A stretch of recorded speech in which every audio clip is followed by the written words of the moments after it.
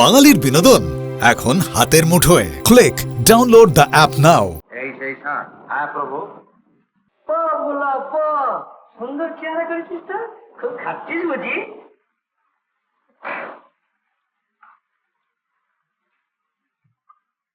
Sir, তাহলে আমার পুণ্যের অর্ধেক নিয়ে পিসিকে মুক্তি দেওয়া হোক।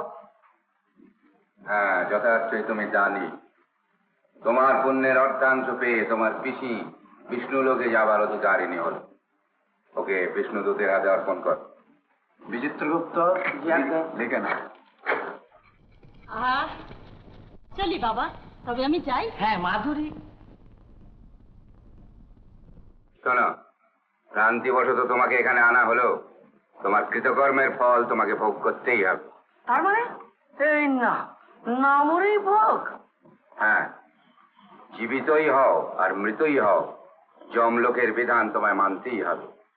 তবে যেহেতু আমার নিয়োজিত দূত ভ্রমবশত তোমাকে এখানে নিয়ে এসেছে, একটা সুযোগ তুমি পেতে পারো।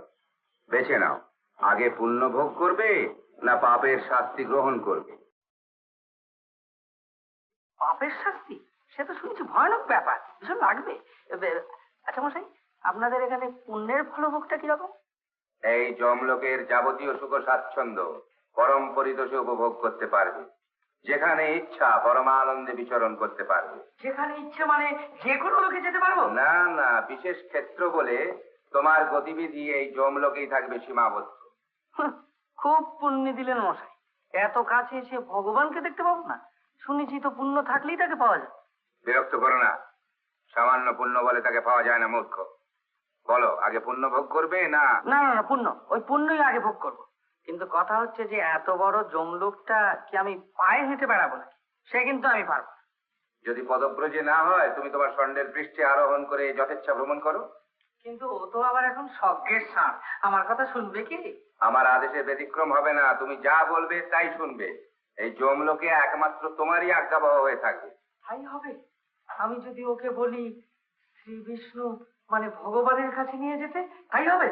বারবার বিরক্ত করো না, জড়দেহীরা যথেচ্ছা গমনের অধিকারী হতে পারে না।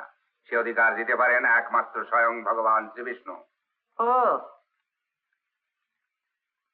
আচ্ছা, তাহলে পরীক্ষা করেই দেখি আমার কথা শোনে কি না। ভোলা, সত্যি যদি তুই আমার কথার বাধ্য হোস, তাহলে যতদিন না আমার পুণ্য শেষ হয় ততদিন ওই যমরাজ আর চিত্রগুপ্তকে তোর সিংহে চড়িয়ে বন বন করে ঘুরবি, বুঝলি?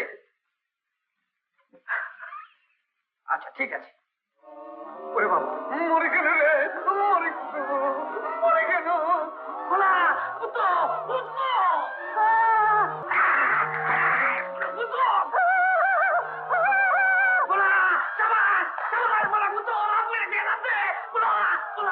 একদম জম্পুরের বাইরে নিয়ে আসবি, পাহাড়ে থাকবি, যেন ভেতরে ফিরতে না পারে।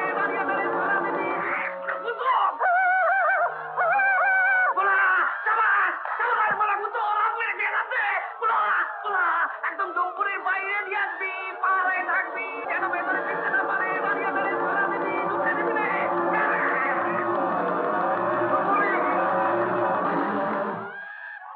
যেতে দেবে না। বিষ্ণু লোক যেন বাবার লোক, যে লোক খুশি সে লোকে যাবো, ইন্দ্রলোক যাবো, ব্রহ্মলোক যাবো, শিবলোক যাবো। ষাঁড়ের পিঠে চেপে বেড়াও, এখানে ষাঁড়ের পিঠে কেন চাপবো? যেখানে সিংহাসন চাপবো, সিংহাসনে চাপবো। এই, কে তুমি? এদিকে এসো। আসবো, এসো, এদিকে এসো। হ্যাঁ, ওকে। কাঁদছো কেন? গুটিয়ে দেয়। না না, তোমাকে গুটাবে না। তোমার নাম কি? চিত্রগুপ্ত। তোমার কোনো ভয় নেই, এখনো কাঁদছো কেন? কতদিন চাকরি করছো কেন?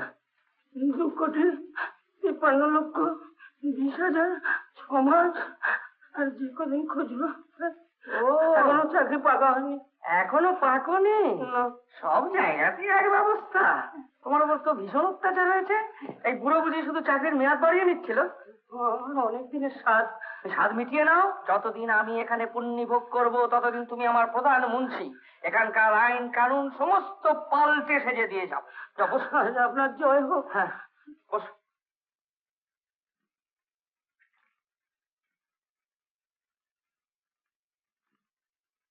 বাবা পুণ্যি ভোগ করছি। পুণ্যি, আহা। অপূর্ব অপূর্ব তোমার গান। দেবর্ষী নারদ, তোমার গানে আমার সর্বশরীর আনন্দে ভরে উঠেছে। আমি ধন্য হলাম। কে কে ডাকে? কে কাতর স্বরে আমার নাম ধরে ডাকে? ধর্মরাজ বলেই তো মনে হয়। হ্যাঁ তাই তো, সঙ্গে চিত্রগুপ্ত কি যেন এক অশুভ বার্তা নিয়ে ছুটে আসছে। প্রভু রক্ষা করো, প্রভু রক্ষা করো। ধর্মরাজ, কি হয়েছে? কিসের ভয় তোমরা এত আকুল হয়ে উঠেছো? প্রভু, ষাঁড়, মহা বিপদে পড়েছি প্রভু। আমারই বরে বলিয়ান হয়ে মনুষ্য পরিচালিত ওই ষাঁড় মহারোষে সিং বেঁকিয়ে আমাদের তাড়া করেছে প্রভু। আর একটু হলেই গুটিয়ে দিয়েছিল, খুব বেঁচে গেছি। প্রাণের দায় একদমে ছুটে এসেছি প্রভু। সর্বনাশ, এ আবার কোন দৈত্যের কাজ করে দিয়েছো ধর্মরাজ? দৈত্য কোথা, মানুষ, একজন সাধারণ মানুষ। আগে হ্যাঁ বাঙালি। তুমি যাও, আগে। তখন হিসেব করে আনতে পারেনি, এখন হিসেব দিতে এসেছে। রক্ষা করুন প্রভু, এ মহাবিপদ থেকে রক্ষা করুন। সৃষ্টি বুঝি লয় হয়, সব ওলট পালট হয়ে গেল প্রভু। শান্ত হও, আমাকে একটু ভাবতে দাও। সেই ক্ষিপ্ত ষাঁড় কি এখানেও আসতে পারে ধর্মরাজ? না মা, আমি তার গতিবিধি জমলোকেই সীমাবদ্ধ করে রেখে এসেছি। ও, ভগবান, এ কোন মহাশক্তি নররূপ ধারণ করে আমাদের স্বর্গরাজ্যে হানা দিলে?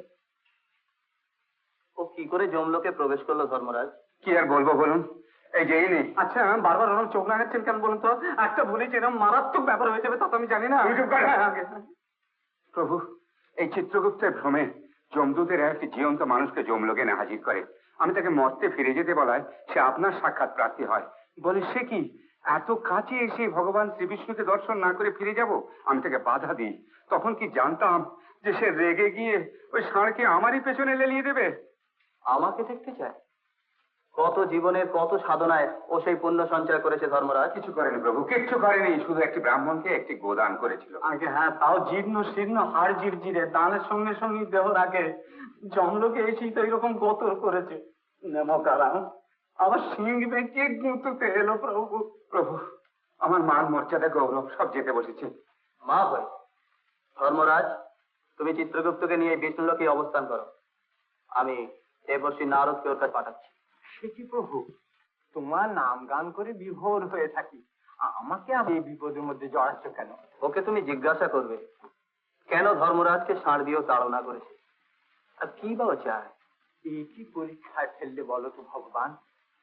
ব্যাঘ্রের মুখে আমি যেতে রাজি আছি, অগ্নিকুণ্ডে ঝাঁপ দিতে বলো, হাসি মুখে আমি পালন করব। তোমারই কথায় আমি বৃত্তাসুরের সামনে দাঁড়িয়েছি, তোমারই আদেশে আমি মহিষাসুরের সামনে দাঁড়িয়ে তাকে সংযত হতে বলেছি। কিন্তু ভগবান, এই যে শুনছি জ্যান্ত বাঙালি, এক রুখা বেপরোয়া, একে আমি কি করে বোঝাবো বলো? আহা, একটু মিষ্টি কথায় বুঝিয়ে সুঝিয়ে ওকে ফিরে যেতে বলো। যাও দেবর্ষী, তুমি অবিলম্বে যাত্রা করো। কিন্তু দেবশ্রী নারদ কি ওকে সংযত করতে পারবে প্রভু? যদি বিফল হয় আমি যাব।